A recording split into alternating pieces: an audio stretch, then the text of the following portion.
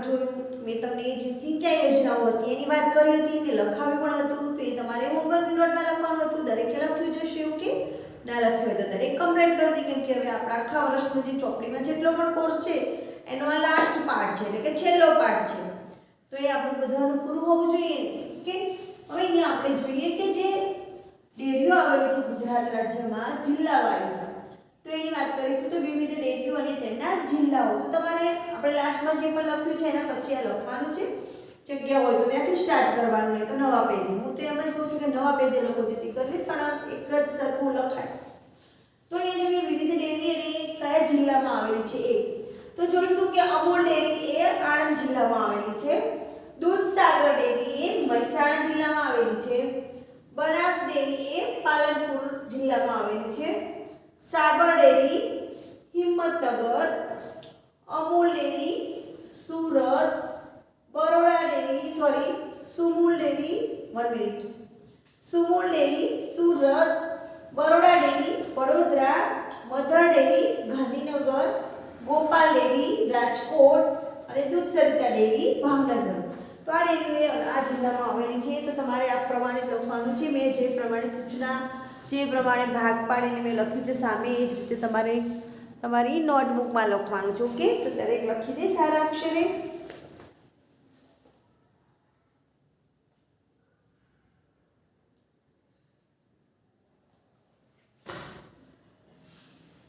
Okay, લખાઈ ગયું દરેકનું.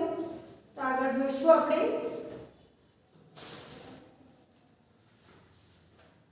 1 મિનિટ.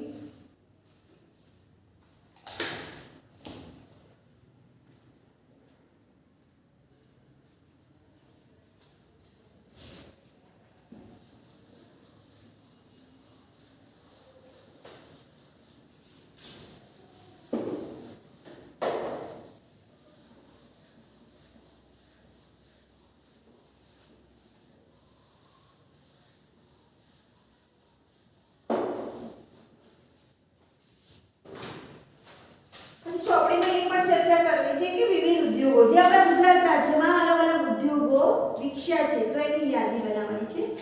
તો એ તમે નોટમાં લખો નવા પેજમાં જ.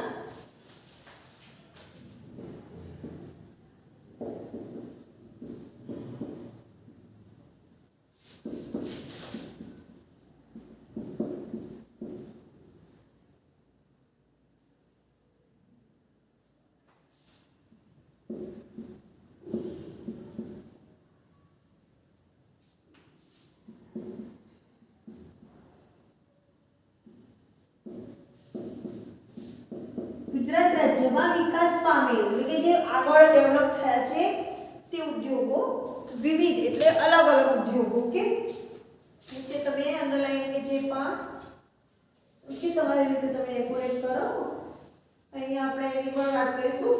તો અહીંયા આપણે પોઈન્ટ્સમાં લખીશું. કોઈ નંબર દેવો તો નંબર દઈ શકો છો. આપણે પોઈન્ટ્સમાં લખીએ. તો અલગ અલગ ઉદ્યોગો વિકાસ પામ્યા છે, જેમ કે સિમેન્ટ ઉદ્યોગ. ઓકે, એ પ્રમાણે કેટલાય છે તો આપણે હું અહીંયા લખું છું, તો તમારે મારી સાથે લખી દેવાનું છે.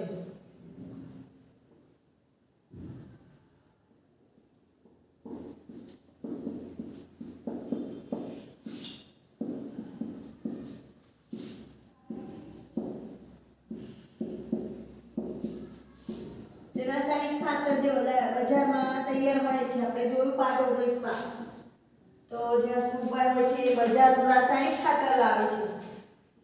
પછી દવા ઉદ્યોગ, ડેરી ઉદ્યોગ,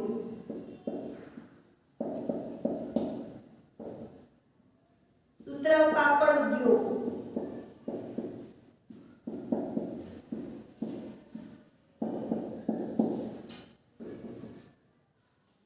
હીરા ઉદ્યોગ, જે હીરા ઘસવાનું કામ કરતા હોય છે બધા માણસો, તે સુતરાઉ કાપડ એટલે જે કાપડના અત્યારે મશીનો યંત્ર વડે કાપડ બને છે તે.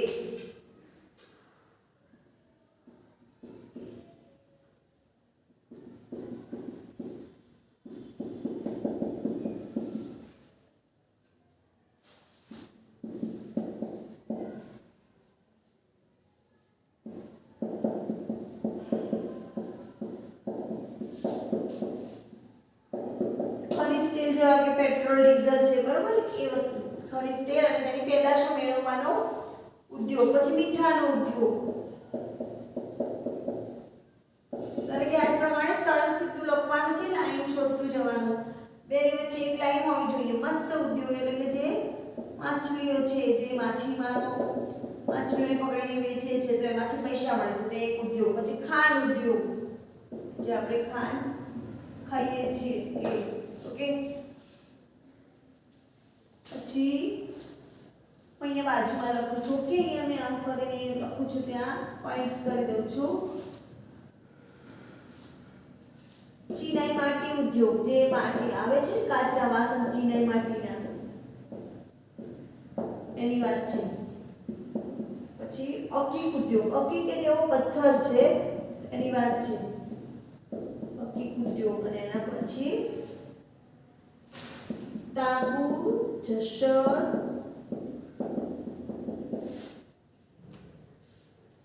સીસુ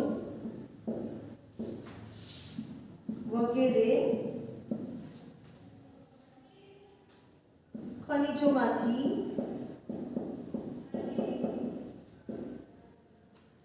ધાતુઓ મેળવવાનો ઉદ્યોગ.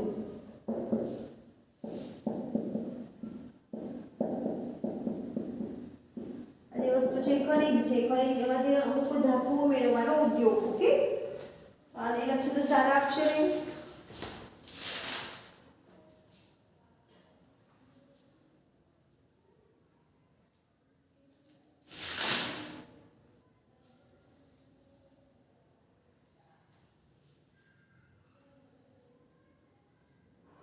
તમને લોકોને એમ થતું છે કે મેડમ તો બહુ જ લખાવે છે, એમને થાક લાગ્યો છે, ખબર નથી પડતી, એવું કોઈ નહીં કરે. હવે તમે મોટા ધોરણમાં જવાના છો તો અત્યારથી તમારી પ્રેક્ટિસ થવી જોઈએ, તો જ તમને આગળ આવડશે ને. તમારામાંથી તો કેટલા એવા છે હજુ વાંચતાય સરખું નથી આવડતું, તો એને સરખું વાંચવું પડે, લખવું પડે. ઓકે. હવે જોઈએ આપણે જિલ્લાવાર જે આપણા ગુજરાત રાજ્યમાં કેટલા જિલ્લા આવેલા છે. તો તમને ખબર જ છે કે 33 જિલ્લા. તો જિલ્લાવાર પાકની યાદી બનાવવાની છે, એટલે કે અલગ અલગ જિલ્લામાં કયા કયા પાક થાય છે એની આપણે વાત કરવાની છે. તો એ ખાસ લાંબુ છે, 33 જિલ્લા છે, 33 ના નામ અને એની અંદર જે પણ પાક થાય છે આપણે લખવાનું છે. તો કોઈ થાકવાનું નથી, હું જેમ લખાવું છું એમ દરેકે લખવાનું. એટલે શાંતિથી ધીરે ધીરે લખવાનું છે દરેકે.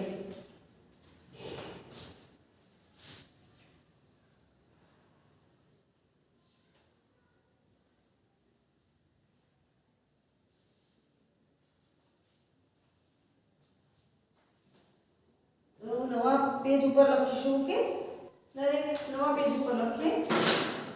હું જે પ્રમાણે સૂચના લખું છું એવી જ રીતે.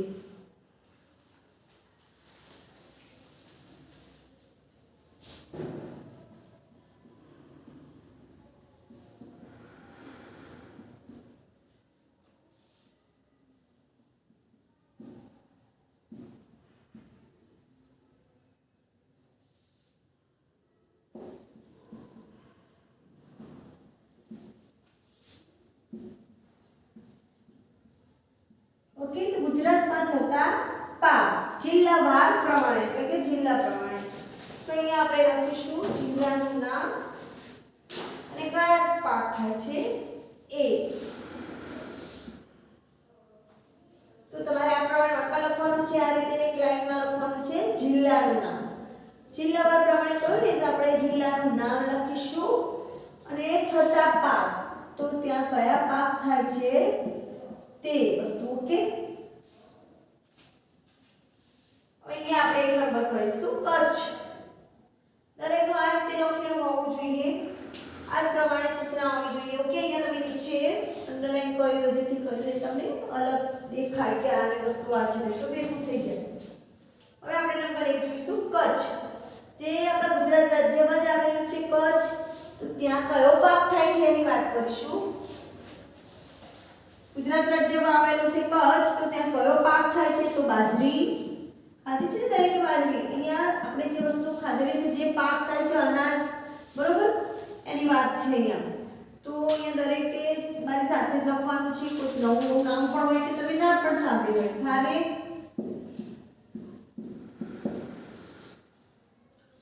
ખજૂર, કાજુ, વગેરે. ઓકે, તો કચ્છમાં આ પાક થાય છે એટલે કે બાજરી, ખારેક, ખજૂર અને કાજુ વગેરે. હવે 2 નંબર છે બનાસકાંઠા. અમુકમાં સરખા પાક પણ આવે એવું જરૂર નથી કે દરેકમાં અલગ અલગ હોય. જો અહીંયા પણ બાજરી આવી છે, કચ્છમાં થાય છે, તો અહીંયા બનાસકાંઠામાં પણ બાજરી થાય છે. ઘઉં, જુવાર, કપાસ, બટાકા, મકાઈ વગેરે. ઓકે, એના પછી અહીંયા 3 નંબર પાટણ. પાટણમાં કયા પાક થાય છે? તો અહીંયા પાટણમાં પણ એ જ રીતે છે. જોઈએ ઘઉં, બાજરી, કપાસ, જીરું અને વરિયાળી વગેરે. ઓકે, એના પછી છે મહેસાણા.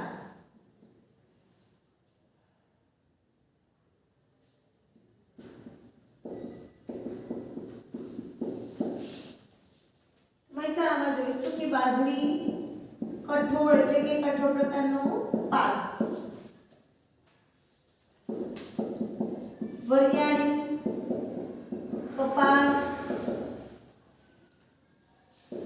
એરંડા. જો એ મારી જગ્યા નથી તો હું નીચે લખીશું કે તમારે પણ એમ થઈ શકે જગ્યા નથી તો તમે નીચે લખો, નીચેની લાઈનમાં. રાયડો, ઈસબગુલ. ઈસબગુલ તમે જોયું છે ને, આપણે આગળ વાત થઈ ગયેલી છે. ઈસબગુલ એવી વસ્તુ છે કે જે આપણે દવા માટે પણ ઉપયોગ લઈએ છીએ. જેમ કે કોઈ વ્યક્તિને દસ્ત થઈ ગયું હોય એટલે કે ઝાડા, તો દહીંમાં તમે ઈસબગુલ નાખીને ખાઓ ને તો આરામ પડી જાય.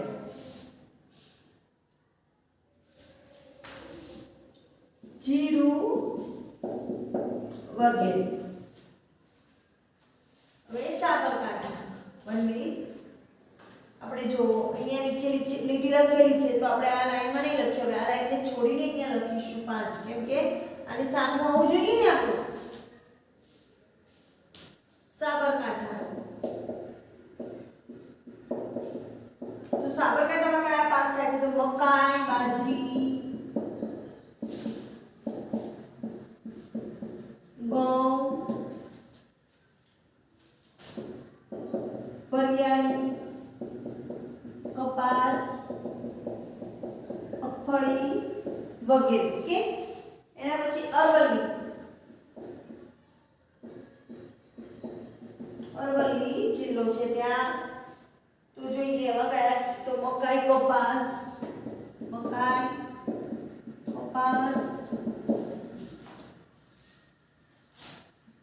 ઘઉં, જુવાર, બટાકા વગેરે. ઓકે, આટલા લખી દો. પછી બીજા લખાવું છું. હજુ તો 6 થયા છે. ઓકે, 33 લખવાના છે આપણે ટોટલ.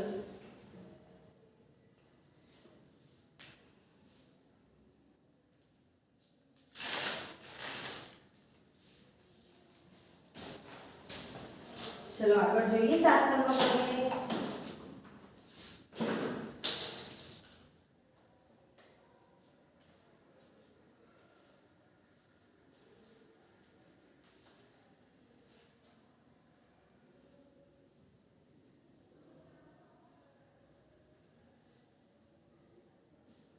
મિનિટ હું આને માર્ક કરી લઉં નીચેથી.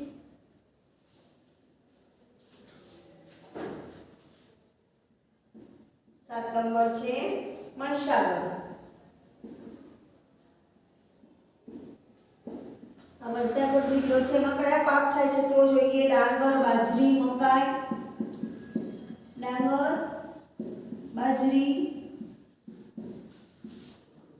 મકાઈ, મગફળી વગેરે. ઓકે, વગેરે નથી લખતી, તમે લોકો લખી દેજો. નહીં લખું તો પણ ચાલે. પંચમહાલ. પંચમહાલમાં કયા છે પાક? તો જોઈએ ઘઉં, બાજરી, જુવાર, મકાઈ,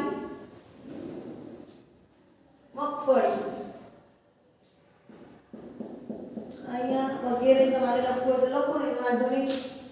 9 નંબરમાં દાહોદ, જે દાહોદ જિલ્લો છે ત્યાં કયા પાક છે આપણે જોઈએ? મકાઈ, જુવાર, બાજરી.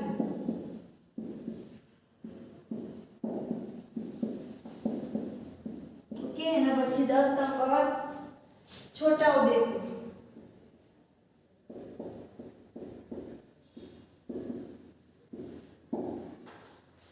ત્યાં પણ મકાઈ, જુવાર, બાજરી.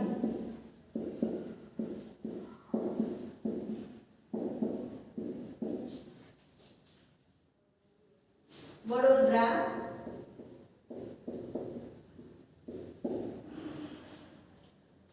વડોદરામાં કપાસ, ડાંગર, તમાકુ,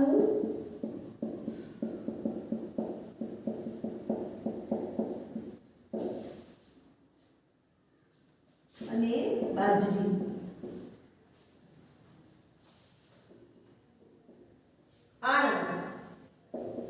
આણંદ જિલ્લામાં કયા થાય છે પાક? તો કપાસ, ઘઉં, કઠોળ, બાજરી, કઠોળ, ઘઉં, બાજરી અને તમાકુ. ઓકે, એના પછી છે ખેડા જિલ્લો, 13 નંબર ખેડા જિલ્લો. ખેડા જિલ્લામાં પણ ઘઉં, તમાકુ, ડાંગર, ઘઉં, તમાકુ, ડાંગર અને બટાકા. Okay, 14 number Gandhinagar. તો ગાંધીનગરમાં થતા પાક કપાસ, તમાકુ, એરંડા,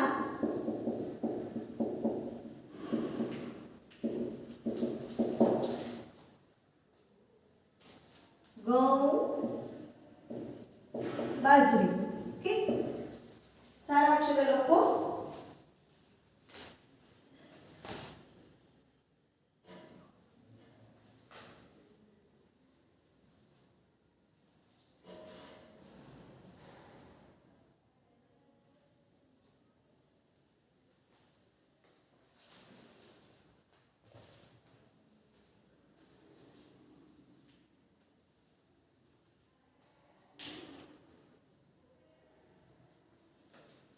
ચલો હવે આગળ જોઈએ. 14 નંબર હતું ને 15 નંબર.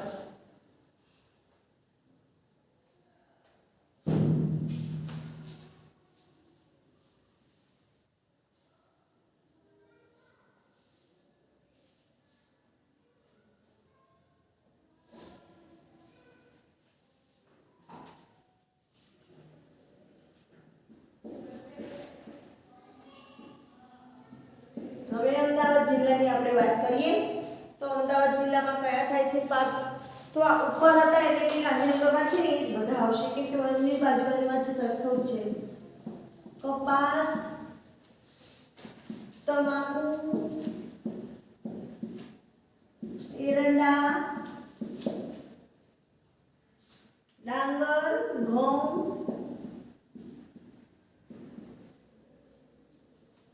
બાજરી વગેરે. 15 નંબર, સોરી 16 નંબર સુરેન્દ્રનગર. જે સુરેન્દ્રનગર જિલ્લો આવેલો છે એની વાત છે. ઓકે, અહીંયા જોઈએ બાજરી, કપાસ, ઘઉં,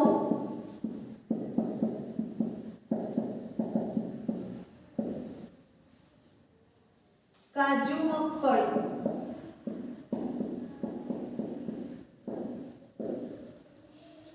મોરબી,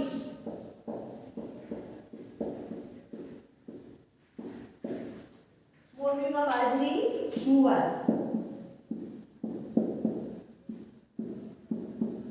વગેરે. પછી છે જામનગર.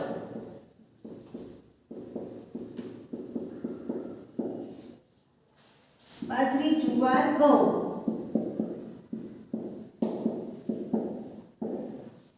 એના પછી છે દેવભૂમિ, દ્વારકા.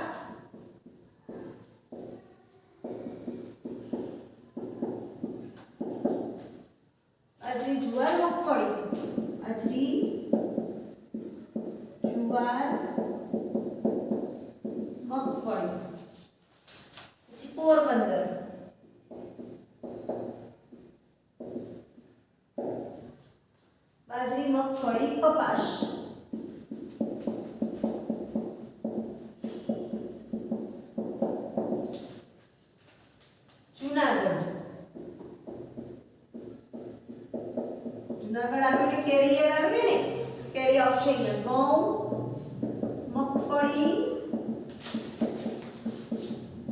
કેરી બાજરી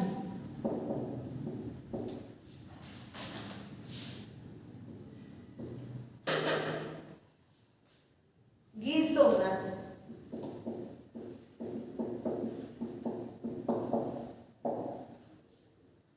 ઘઉં બાજરી કઠોળ ઘઉં બાજરી કઠોળ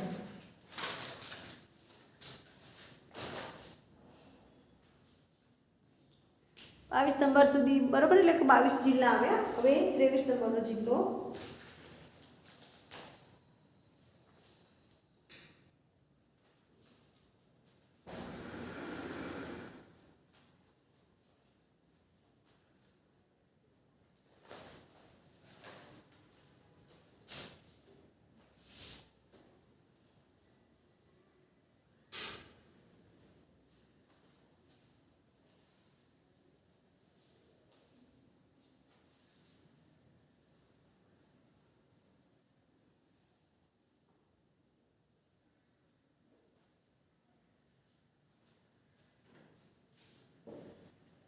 ત્રેવીસ નંબર જ આવે ને આપણે બહુ જ લખવાનું છે થાકી ગયા છે લખવું તો પડશે બેટા શું કરીશું હવે લાસ્ટ પાર્ટ છે પછી ઓછું છે લખવાનું ઓકે પછી એક્ઝામમાં વાંચવાનું છે આપણે લખેલું છે તો જ વાંચીશું ઓકે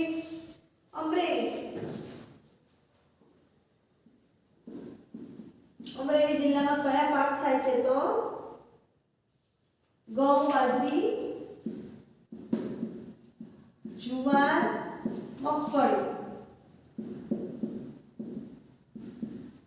વગેરે ઘઉં જુવાર મગફળી બાજરી વગેરે ઓકે 24 નંબર ભાવનગર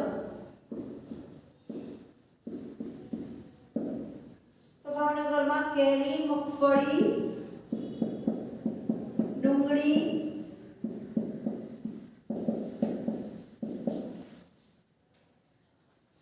બાજરી ઘઉં શાકભાજી બધી શાકભાજી આવી જાય અંદર ઓકે 25 નંબર બોટાદ તમે અમુક જિલ્લાઓના નામ પણ પ્રથમ એટલે કે પહેલી વખત સાંભળ્યા હશે ઘઉં બાજરી અને ડુંગળી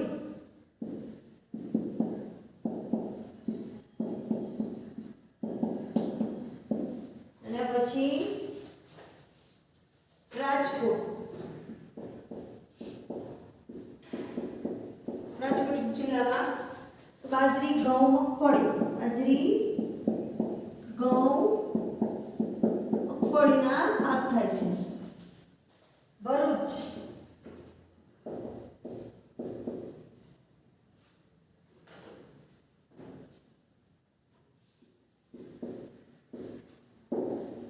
ભરૂચમાં કપાસ ઘઉં બાજરી કેળા ચીકુ વગેરે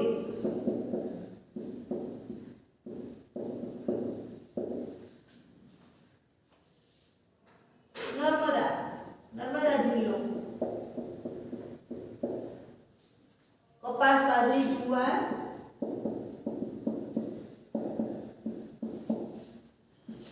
જુવાર શાકભાજી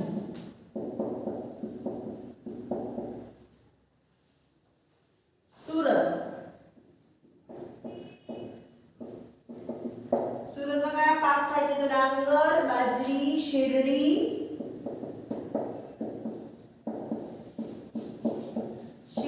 ભાવે છે શેરડી બધાને અને શાકભાજી શેરડી મજા આવે છે તો મજા આવે હે કડી કડી મીઠી હોય 30 નંબર તાપી જિલ્લો છે તો ડાંગર ઘઉં બાજરી ડાંગર ઘઉં બાજરી અને મકાઈ સારા અક્ષર લખી દો 3 બાકી છે આ લખાઈ જાય એટલે 3 પૂરા કરી દો ઓકે શાંતિથી લખો ધીરે ધીરે અક્ષર સારા આવવા જોઈએ ઓકે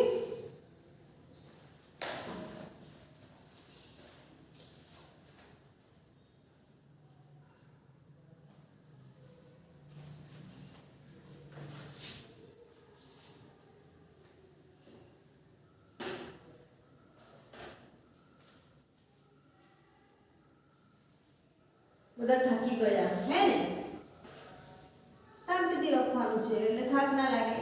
આપણે તો મોબાઈલમાંથી જોવાનું એટલે ધીરે ધીરે લખીશું પણ અહીંયા બોર્ડમાં હું મૂકી દઉં પણ ત્યાં તો કોઈ લખવાનું નથી.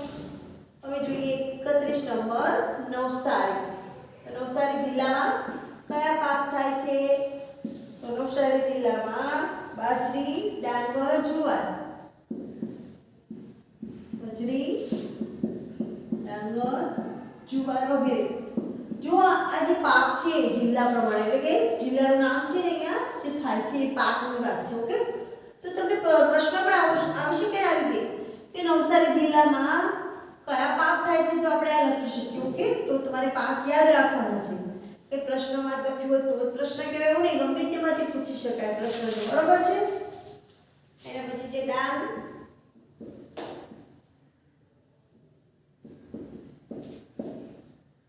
મકાઈ, બાજરી, કઠોળ વગેરે.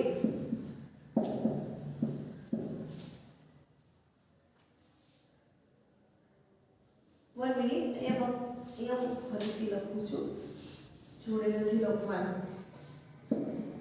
મકાઈ, બાજરી અને કોદરી. કોદરીની ખીચડી ખાધી હોય તો જો કોઈને વાગ્યું હોય ત્યારે ડોક્ટર ખીચડી જે ચોખાની ખીચડી આવે છે ના પાડે છે ને એવું કહે છે કોદરીની ખીચડી ખાઓ. તો કોદરી એવી ઝીણી ઝીણી ગોળ ગોળ આવે છે અને એની ખીચડી બને છે. 33 વલસાડ જિલ્લામાં ડાંગર, કેરી, શેરડી અને જુવાર વગેરે પાક થાય છે. અહીંયા આપણો જે પાઠ છે ને પૂરો થાય છે. બરાબર, આટલી સુધી લખવાનું છે. હવે તમારે શું કરવાનું છે કે અહીંયા મેં નકશો લગાવ્યો છે ગુજરાતનો, તમારે પણ લગાવવાનો. આ થોડી કલરફુલ છે નકશો. તમારે શું કરવાનું છે, તમારે બજારમાં મળે છે આ પ્રમાણેનો મળે તો આ પ્રમાણેનો, આ પ્રમાણે ના મળે તો સાદો મળે છે તો સાદો. બરાબર, તો અંદર જેટલા પણ આપણા જિલ્લાઓ છે ગુજરાતના એના નામ લખી દેવાના છે. તમારે શું કરવાનું છે, તમારે ચોપડીમાં 210 નંબરનું પેજ જુઓ. દરેક ચોપડી નીકાળે 200 પેજ નંબરનો નકશો જોવે. આ નકશો તમારે નકશામાં કામ કરવાનું છે. આ નકશામાં શું લખેલું છે જો હું વાંચું છું કે અહીંયા ઉપર જુઓ દેખાય છે દરેકને. અહીંયા ઉપર જુઓ કે જોવાલાયક સ્થળો દેખાય છે ને અહીંયા બતાવે છે ધાર્મિક સ્થળો, શિલ્પ સ્થાપત્યો, ગિરિમથક, અભયારણ્ય, પ્રવાસી સ્થળો અને રેતાળ સમુદ્ર તટ. તો આ બધું જે અહીંયા ચિહ્નો આપેલા છે, જો ધાર્મિક સ્થળો માટે આ પ્રમાણેના, શિલ્પ સ્થાપત્યો માટે આ પ્રમાણેના, તો અમુક ચિહ્નો આપેલા છે. આપણે જોઈએ કે ધાર્મિક સ્થળ તમારે કઈ રીતે બતાવવાનું છે. તો અહીંયા એવું લખ્યું છે કે ધાર્મિક સ્થળ, તો આ પ્રમાણેનું હશે તે બધા ધાર્મિક સ્થળો કહેવાય. જેમ કે જો આ સોમનાથમાં લખ્યું છે ને ગીર સોમનાથ તો સોમનાથ, પછી ભાવનગરમાં પાલીતાણા છે. એ જ રીતે અહીંયા જુઓ ક્યાં છે એ પ્રમાણેનું નિશાન રહ્યું હાજીપીર, કચ્છમાં માતાનો મઢ, કોટેશ્વર, આ બધા શું છે એ ધાર્મિક સ્થળો. એ જ રીતે શિલ્પ સ્થાપત્યો અહીંયા જુઓ આ પ્રમાણે છે જુઓ તો અહીંયા છે. બરાબર, તો તમારું હોમવર્ક છે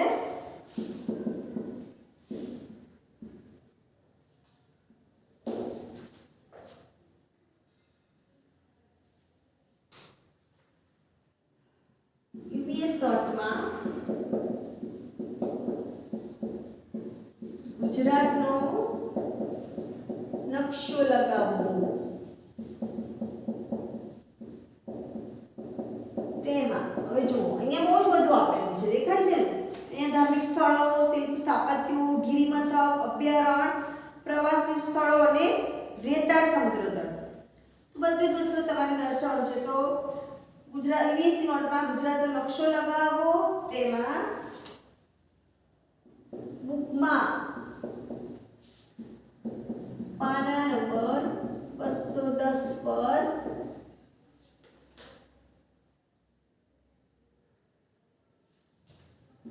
આપેલ વિગતો વિગત એટલે કઈ જે ધાર્મિક સ્થળો છે, સોરી જોવાલાયક સ્થળો છે,